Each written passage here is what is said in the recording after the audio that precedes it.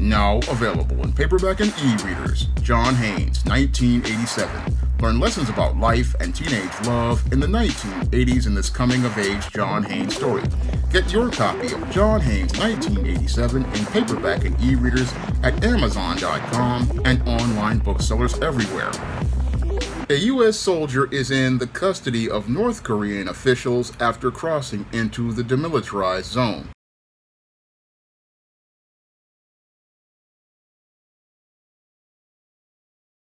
Well, CBS News has learned that the American who crossed into North Korea this morning is a U.S. soldier.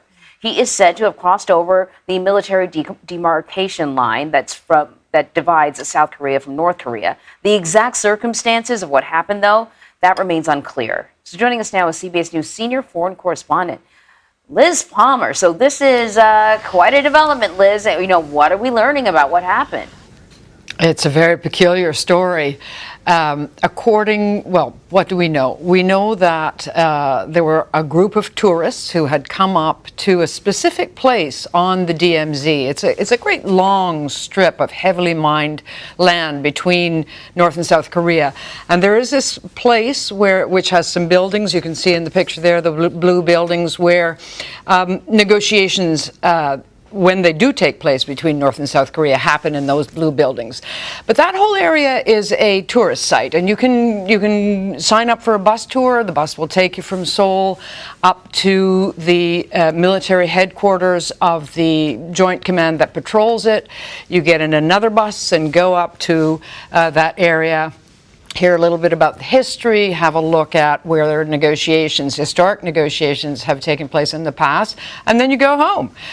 That appears to have been what happened when one member of this group of tourists suddenly, according to a witness, shouted "ha ha ha" and ran across the line, presumably disappeared into the woods, because on the other side there are no longer any North Korean soldiers guarding it. It's just the woods, and presumably he was lost from view. We have learned that he was a U.S. soldier. He was being disciplined. In fact, he was being taken back to the United States. He'd gone to the airport in Seoul and somehow got away from his guard, got back to wherever that tourist bus was leaving from, got on board, and then when he got up to the DMZ, he ran across. I mean, it defies belief. It really does. So as far as we know, he wasn't originally part of this tour group. He just sort of used it as a getaway vehicle, sort of? Look, well put. Look, I think the details will emerge, but it is conceivable that you can walk up if the bus isn't full and say, I want a ticket, and pay your $20 and get on. And it could have been like that, you know. And he would have been, taken off the first bus and put onto the next bus by a member of the Joint Command that secures the area, and they would have counted them on. So it's not like he's stowed away. Right. But we're going to have to wait for more details. But it's quite an incredible story. Incredible indeed. I mean, we've covered cases of Americans being detained in North Korea before. I wonder how this soldier, or this person being a U.S. soldier, will impact the tenor of the talks and the negotiations, because that is different than what we've experienced in the past.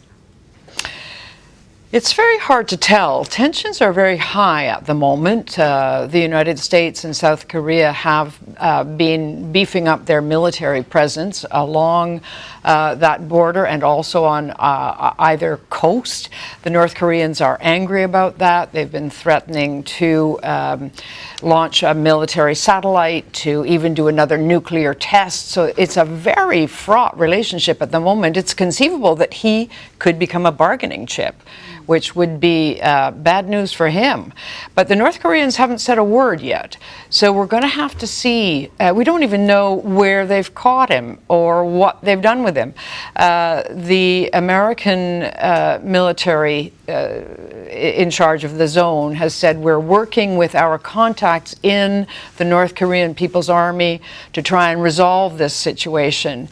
But of course, that's a very general statement, and there's nothing to indicate that the North Koreans are in a mood to deal or to give him back quickly, because in fact, he can be quite a valuable asset in what passes for diplomacy between North Korea and South Korea and the United States. Yep, certainly we've seen other Americans detained. They don't come back quickly, and sometimes they don't come back, in the same way that they left, not as healthy, depending on how they're detained.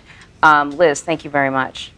Pleasure. Now, in the series of alleged incidents that took place before this soldier ran across the border into the North Korean demilitarized zone, Private Second Class Travis King had gotten into a fight in a South Korean nightclub.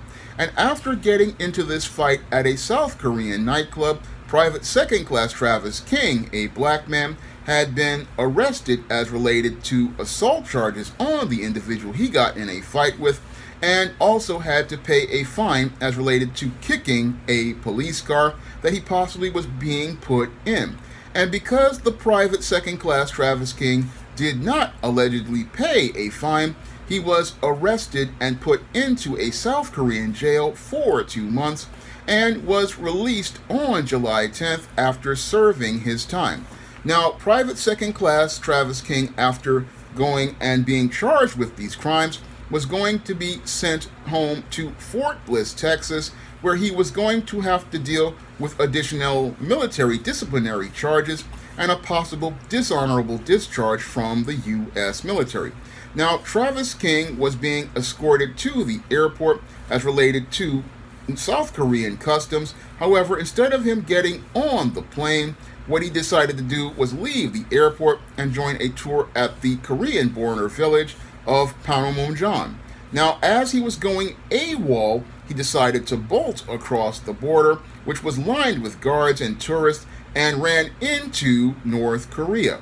Now, when I take a critical examination of the alleged actions of Private Second Class Travis King, it definitely does fit the pattern and profile for beta males that I talk about in my book, The Man Crisis. And Private Second Class Travis King looks like one of those men who definitely possibly was not fit for military service. However, because we have really low standards these days as related to the military, he was allowed into the U.S. military to serve our country. Unfortunately, it looks like he has a real problem with impulse control, because what happened, as I believe, as related to this situation, is he got into it with an individual while he was possibly on leave, and as he got into it with this individual in this club, he really was not thinking critically about the whole situation as related to members of our military. Now, I have many viewers who are former military members, and they oftentimes say that if you go overseas, you gotta watch yourself in these countries, because when you go outside of the base, you are now under the jurisdiction of that country. And Private Second Class Travis King, being a 20-something young man, didn't really understand that when you are in these countries, you have to watch yourself. And sadly, he thought he was just like he was in America, and he could just get into it with a dude in a club just like he did in America. Unfortunately, what he didn't understand is that South Korea has a completely different set of rules, and because South Korea has a completely different set of rules, what he wound up was getting himself jammed up as related to this assault in the club, and also got himself further jammed up as related to not paying that fine for damaging the vehicle. Now, he possibly didn't have the money because, again, U.S. military doesn't really pay that much, but that's why you have to think critically when you're out here moving in these here streets as related to these countries, because if you don't think about how you're going to move in the streets of these countries, you could be dealing with a criminal situation that is hard to get out of. And that's possibly what happened to Private Second Class Travis King, as he wound up getting arrested by the South Korean police and locked up for 2 months. And as he was getting locked up for 2 months, his anxieties possibly got the better of him, as he was sitting in that South Korean jail, he realized that he basically had destroyed his entire military career with his impulsive actions, because now that he had gone from being arrested in the South Korean jail, he was not going to be going into the American criminal justice system. No, he was going into the U.S. military court system. And the U.S. military court system, from what I've heard from many of my viewers, is a completely different system where the soldier basically has to prove their innocence, and they're not innocent until proven guilty. So a soldier basically is at the mercy of those courts, and oftentimes those courts have no mercy, especially on black soldiers. And with Private Second Class Travis King being a black man, he basically felt like he had nothing to lose at this point, because either he was going to wind up being prosecuted by this U.S. military court and wind up doing jail time, and being dishonorably discharged, and even if he does come out of jail, he basically would be unemployable at that point.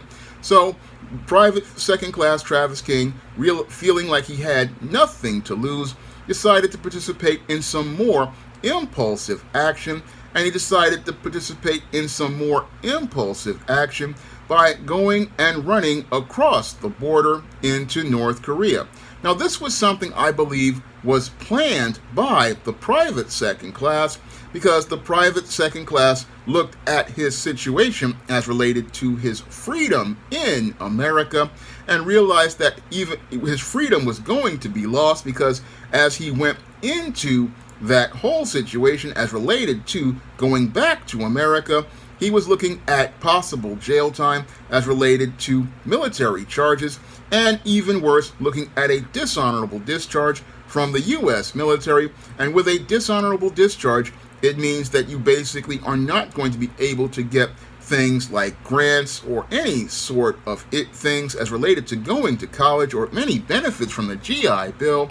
So Private Second Class Travis King was up crap creek without a paddle, and him being up crap creek without a paddle, he needed to find a way out of the situation. And this is where the private basically went AWOL and decided to, instead of getting on the plane and having to deal with the consequences of having to deal with that military trial, what he did was go out here and join that tour at the Korean border village of Panmunjom.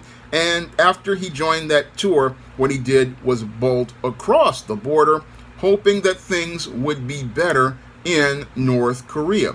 Now, this was a desperate Hail Mary on the Private Second Class Travis King's plan, but the whole thing is he felt like he had no plan in America, and because he felt like he had no plan in America outside of having to deal with a definite conviction as related to those military charges and possible time in prison with military versions of Bubba, Tiny, Roscoe, Big Dave, and Melvin, who would be trading him for packets of commissary or packets of MREs, he decided that instead of going to the U.S. military jail, he would gamble and take his chances with Kim Jong-un and North Korea.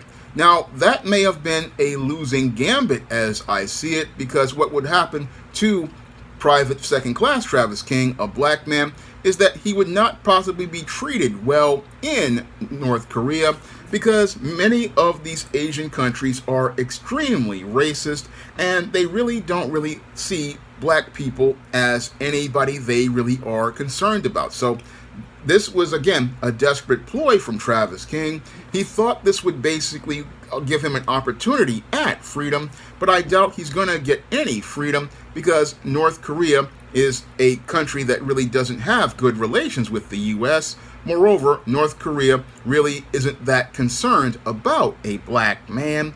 A black man who's considered a second-class citizen in America is not somebody who would possibly be a priority.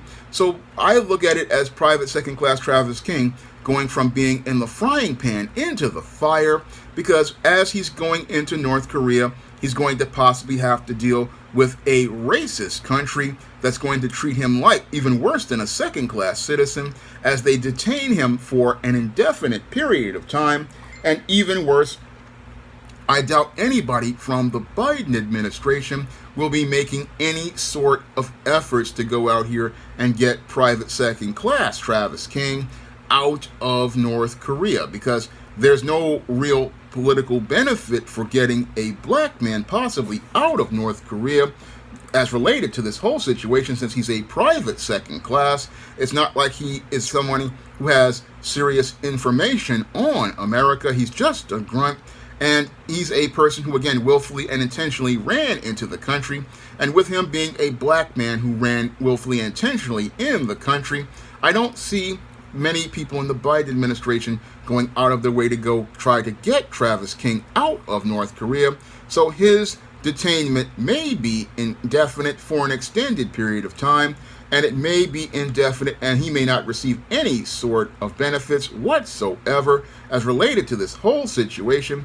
And again, when I look at private second class Travis King, he may be on the way from going from the frying pan into the fire, and he may have basically made his life even worse, because the North Koreans, again, this is a communist country who is an enemy of America.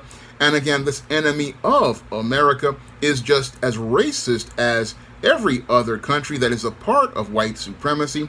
And with it being a part of white supremacy, again, they basically see black people in the exact same way that white racists do. So this black private basically put himself in a very dire situation that may possibly be worse than anything he experiences here in America. And things were pretty bad for him as related to being what I believe to call a private Pookie, because again, he was out here acting impulsively, not really thinking about himself, not thinking about his fellow soldiers, not thinking about how his behavior was going to reflect on the U.S. military. And for him to go out here and again get into it with people in one of these clubs showed that he really wasn't thinking about about how his behavior reflected on the fellow members of his platoon and fellow people at the base. Because again, from what I've heard from many viewers, they have sat down and told me in the comment sections of many of my videos, they have said that when you go off the base, you are under the jurisdiction of that country, and that's why you got to watch how you behave in that country, because if you get into it with somebody as related to a criminal action, what can happen is you not only have to deal with the criminal charges as related to whatever incident that you got in with that country, you will also have to deal with criminal charges from the U.S. military as related to disciplinary action, and those actions could lead to you winding up getting a dishonorable discharge.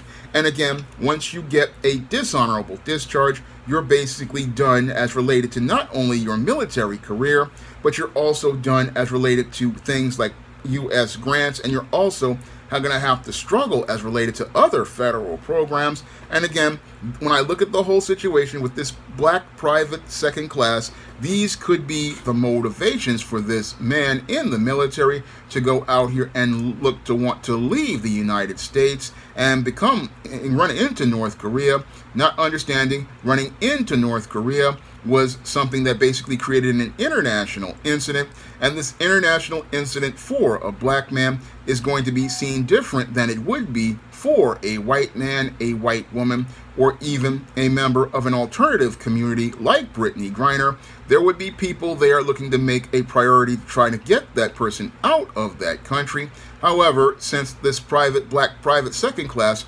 ran into that country, what is going to happen possibly are going to be a completely different set of consequences. He's not going to get any benefits from the individuals in that country because they don't respect black people, and he's not going to get any benefits here in America as related to diplomacy, because a black man is not considered to be a priority by most of our federal officials. So this guy could be stuck in that country for possibly years and even decades. And even if he did come back, again, he would still wind up in a situation where he would be jammed up. So this guy basically jammed himself into a situation that he's basically stuck in. And sadly, with this private second class, he went from a military man with a halfway decent career to, in a couple of months, becoming a military man in crisis. Now, if you want to learn more about what leads to guys like Private Second Class Travis King acting impulsively, you can pick up my book, The Man Crisis, on Amazon.com in paperback and Kindle format. You can also find The Man Crisis at other online booksellers like Smashwords, the iBookstore, Google Play, Barnes & Noble, Walmart, and Target. And if you'd like to see me make more videos like this, you can send a donation to my Patreon, my PayPal, or my Cash App by clicking the links in the description box. That's all I have to say for this video. You can comment, rate, and subscribe. Now available in paperback, John Haynes at Death's Door. The man who rules the world takes on the Greek god of death in this action-packed John Haynes series adventure. Pick up your copy of John Haynes at Death's Door at Amazon.com and other online booksellers everywhere. Support Black-owned and Black-operated digital broadcast media. www.niceradionetwork.com. Nice Radio Network, broadcasting 24 hours a day, 7 days a week.